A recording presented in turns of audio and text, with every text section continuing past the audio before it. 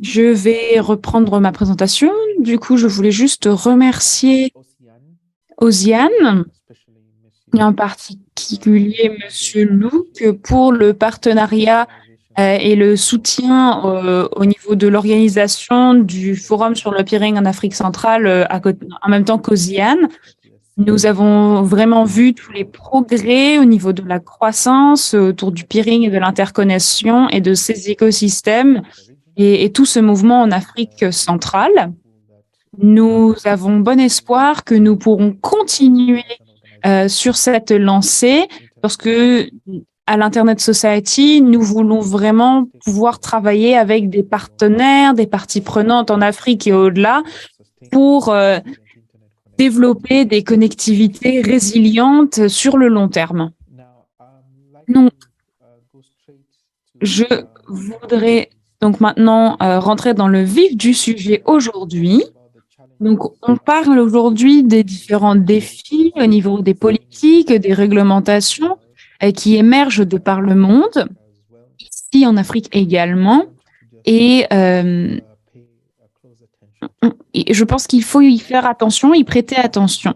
Je voudrais commencer par vous dire que les décideurs politiques, les personnes qui créent ces réglementations en Afrique et les réglementations elles-mêmes ont fait beaucoup de chemin. Nous avons vu des progrès ces dernières années. Nous avons vu une augmentation du nombre de personnes qui sont connectées sur le continent et nous avons vu des politiques progressives qui sont mises en place pour aider à faire augmenter le nombre de personnes connectées. Donc, il y a beaucoup de progrès positifs. Mais en même temps, il y a toujours de la place pour plus d'améliorations. Et il faut faire attention parce que parfois, il y a des changements qui peuvent avoir lieu qui n'ont pas d'effet positif ou des conséquences qui n'avaient pas été anticipées. Donc, il faut faire attention s'il y a des politiques qui sont développées qui ont ensuite des effets négatifs sur l'écosystème dans son intégralité. Je voulais vous parler des tendances émergentes au niveau des politiques qui peuvent avoir un impact négatif sur le développement de la croissance et les investissements Internet dans notre région. La première chose dont je voulais vous parler, c'était des tendances émergentes de politique qui ont un impact sur l'adoption et l'utilisation de l'Internet. Ceci est lié au blocage de contenu et l'interdiction de certaines applications. Nous avons vu ce genre de choses avoir lieu dans différents pays, pas juste en Afrique, mais à l'échelle mondiale. Et ceci, même si c'est parce que cela cherche à répondre à certaines situations, certaines inquiétudes liées à la sécurité, ou des questions peut-être liées à la sûreté et à la protection des citoyens et d'autres raisons.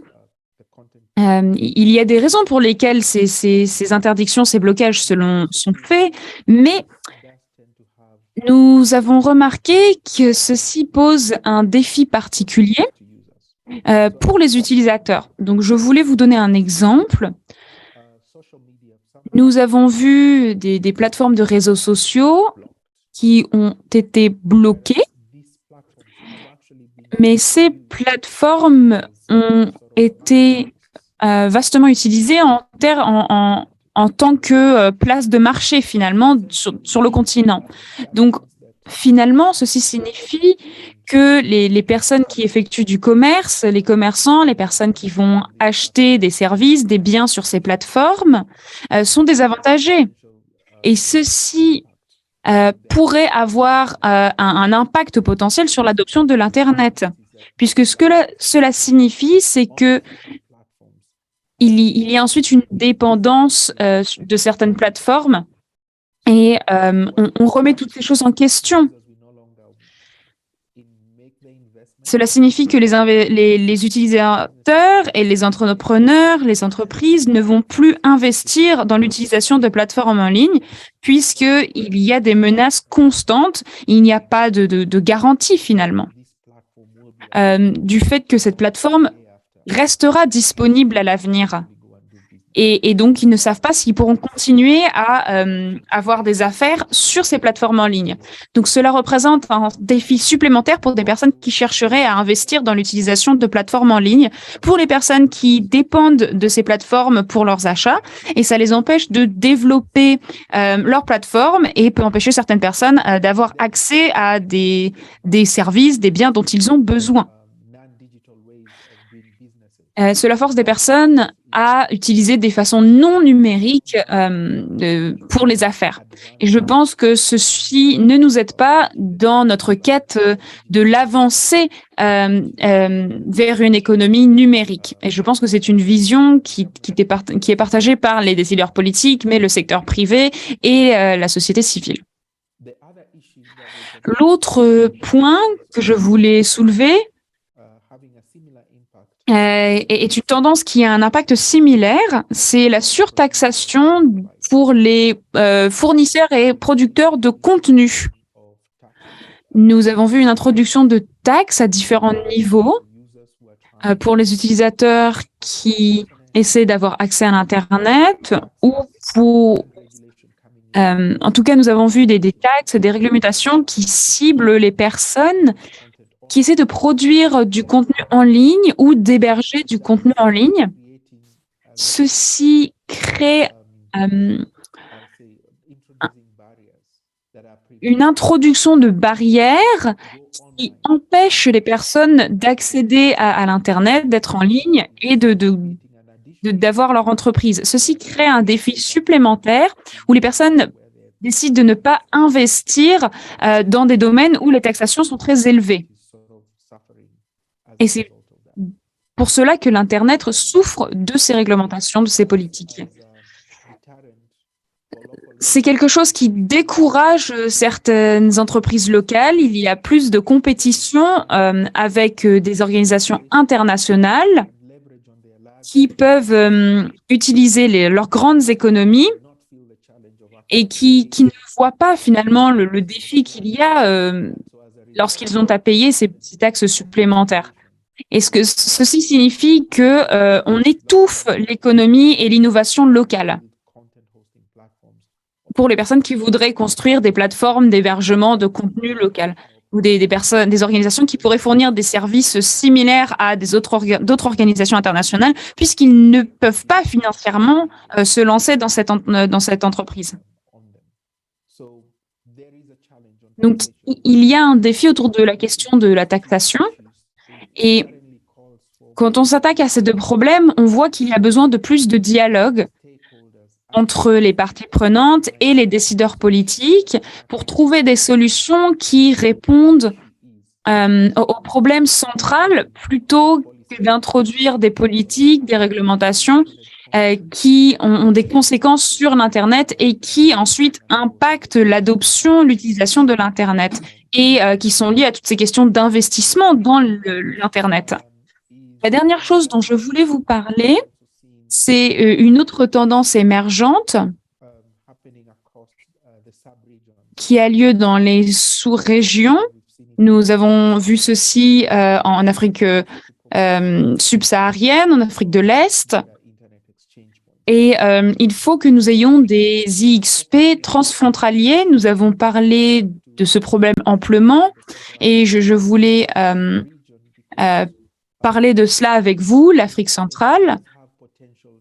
Il y a un potentiel de certains défis d'interconnecter des IXP transfrontaliers n'est pas forcément encouragé parce qu'il y a une compétition avec les opérateurs qui fournissent ce service à l'échelle transfrontalière.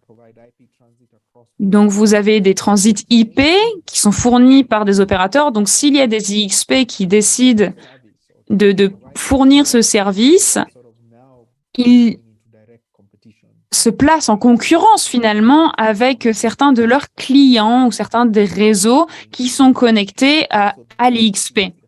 Donc, ceci crée un défi finalement au niveau de la proposition ou des suggestions d'interconnexion d'IXP.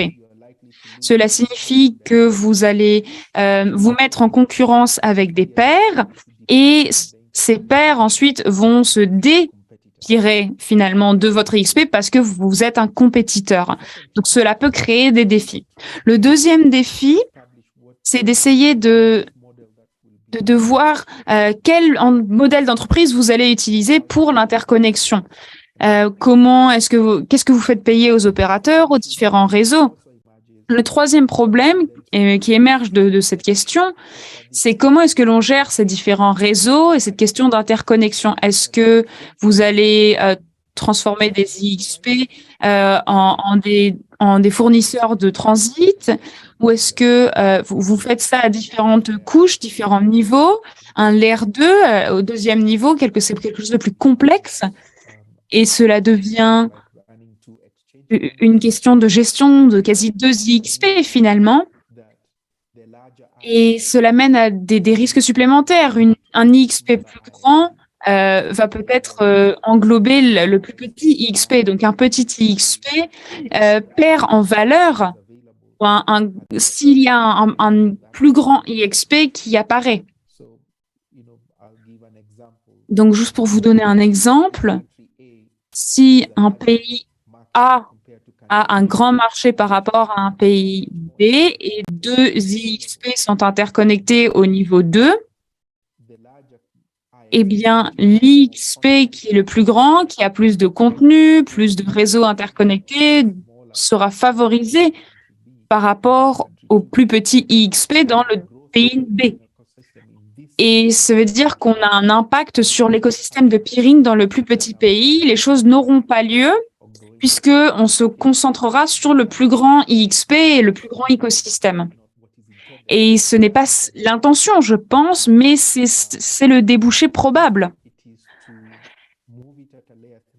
Si vous voulez passer à un niveau 3 où les IXP sont les transporteurs du trafic, sans avoir la couche numéro 2, le niveau numéro 2, eh bien, ceci signifie que les IXP deviennent compétiteurs avec les opérateurs transfrontaliers et ceci introduit d'autres défis encore plus, en particulier d'un point de vue opérationnel, technique, technologique, et ce n'est pas forcément quelque chose qui est souhaitable pour un IXP, en particulier à ce niveau-là.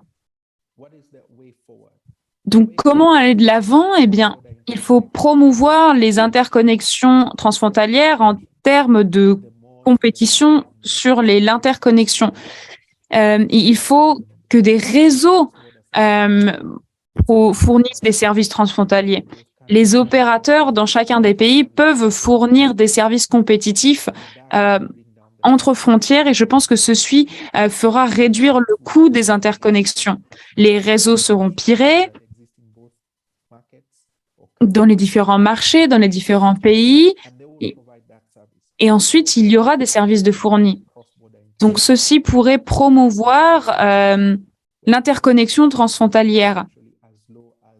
Il faut que les connexions transfrontalières soient au même coût, finalement, que le niveau national.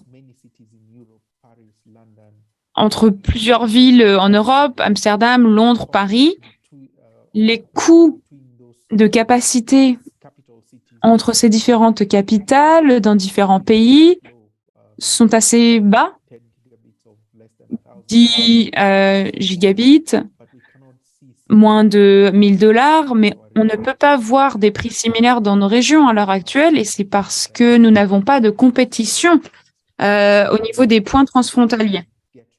Et il faut que l'on essaie d'atteindre ce point où nous avons une diversité et donc une compétition entre opérateurs et donc on peut faire baisser les coûts.